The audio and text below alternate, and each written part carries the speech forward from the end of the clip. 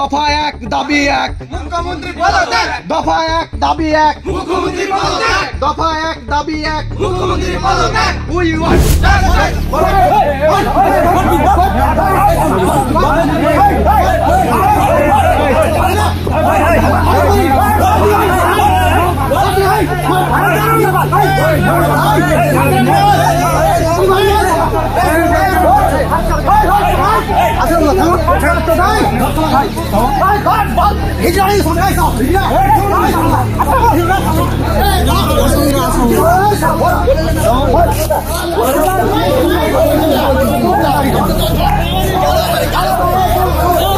আরজি কর কাণ্ডের প্রতিবাদ সভাকে কেন্দ্র করে কলেজ চত্বরে এসএফআই এবং তৃণমূল ছাত্র পরিষদের মধ্যে ধুন্ধুমার। একে অপরের বিরুদ্ধে মারধরের অভিযোগ। এসএফআই এর প্রতিবাদ সভা থেকে মুখ্যমন্ত্রীর পদত্যাগের স্লোগান উঠতেই মেজাজ হারায় তৃণমূল ছাত্র পরিষদের কর্মীরা। তাদের দাবি কলেজের মধ্যে অরাজনৈতিকভাবে প্রতিবাদ হবে, এই ধরনের স্লোগান বা কটূক্তি করা যাবে না। তৃণমূল ছাত্র পরিষদের আরও অভিযোগ, এসএফআই এর বহিরাগতরা জোর করে ছাত্রছাত্রীদের আনছিল, যদিও এসএফআই এর অভিযোগ তাদের মারধর করেছে তৃণমূল ছাত্র পরিষদ। ঘটনাটি ঘটেছে বুধবার হরিশ্চন্দ্রপুর কলেজে। এদিন এই কলেজের এসএফআই ইউনিটের পক্ষ থেকে প্রতিবাদ সভার আয়োজন করা হয়েছিল। বাম ছাত্র সংগঠনের কর্মীদের হাতে ছিল প্ল্যাকার্ড। এই ঘটনায় তারা রাজ্য সরকারকে দায়ী করে স্লোগান তুলে দফা এক দাবি এক মুখ্যমন্ত্রীর পদত্যাগ। তৃণমূল ছাত্র পরিষদের পক্ষ থেকে বলা হয়, আগামীকাল 22শে আগস্ট অরাজনৈতিকভাবে প্রতিবাদ হবে। এইভাবে মুখ্যমন্ত্রীকে কটূক্তিমূলক স্লোগান দিয়ে রাজনৈতিক প্রতিবাদ করা যাবে না। এই নিয়ে বিবাদ থেকেই রণক্ষেত্র পরিস্থিতি।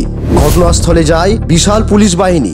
বাম ছাত্র সংগঠনকে সেখানে প্রতিবাদ সভা করতে না দেওয়া হলে তাদের নিয়ে সিপিএম নেতৃত্ব হরিশ্চন্দ্রপুরে একটি প্রতিবাদ মিছিল করে।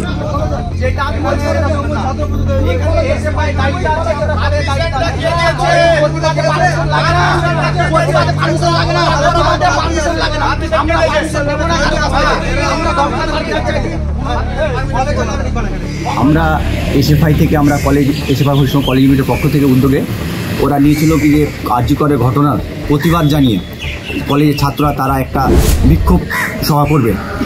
সেটা টিএমসিবির কিছু দুষ্কৃতী বাহিনী তারা বলে যে এখানে এসএফআই এর কোনো প্রতিবাদ করতে পারবে না, এসএফআই এর ফ্ল্যাগ ফেস্টন কিছু থাকবে না, তারা আরজি করের প্রতিবাদ করতে পারবে না।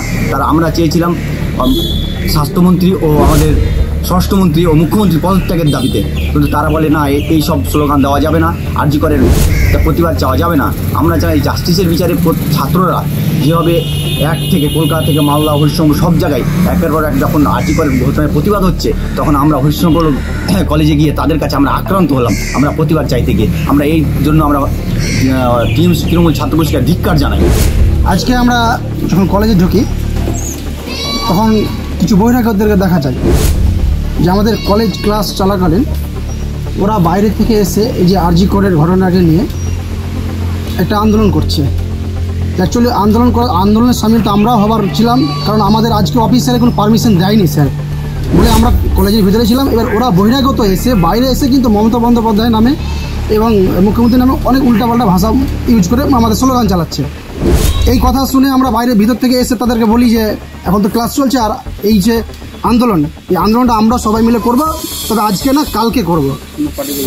এবার কোনো রাজনীতিভাবে না, আমরা ছাত্রছাত্রী মিলে সবাই একসাথে যৌথভাবে করবো। তো ওরা এই কথা না মেনে ওরা আমাদের নামে উল্টাপাল্টা করতে চায়, আমরা নাকি রাজনীতি করছি কলেজে, এই বলে ওরা এইরকম পজিশন নিয়ে আমরা একটা ঝামেলার সৃষ্টি হয়েছে ওদের সাথে।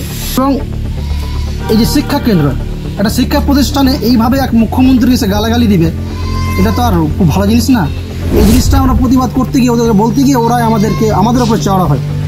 সো ততক্ষণে আমরা ওদেরকে বোঝাতে থাকি, বোঝাতে অনেকক্ষণ বোঝানোর পরও তারা আমাদের উপরে চড়া হয়, তারপর আমাদের একটা বাদ বোঝা শুরু হয়।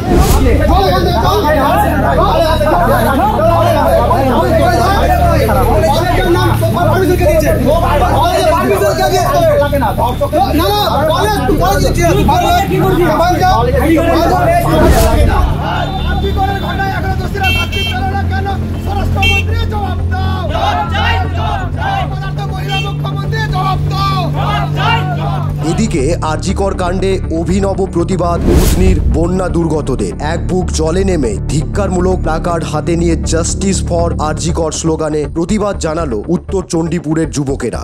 কি বলছেন এই অভিনব প্রতিবাদ সম্পর্কে শুনে নিন প্রতিবাদকারীর কয়েকজনের মুখ থেকে। আমরা প্রায় সবাই অবগত রাজ্য জুড়ে কি চলছে।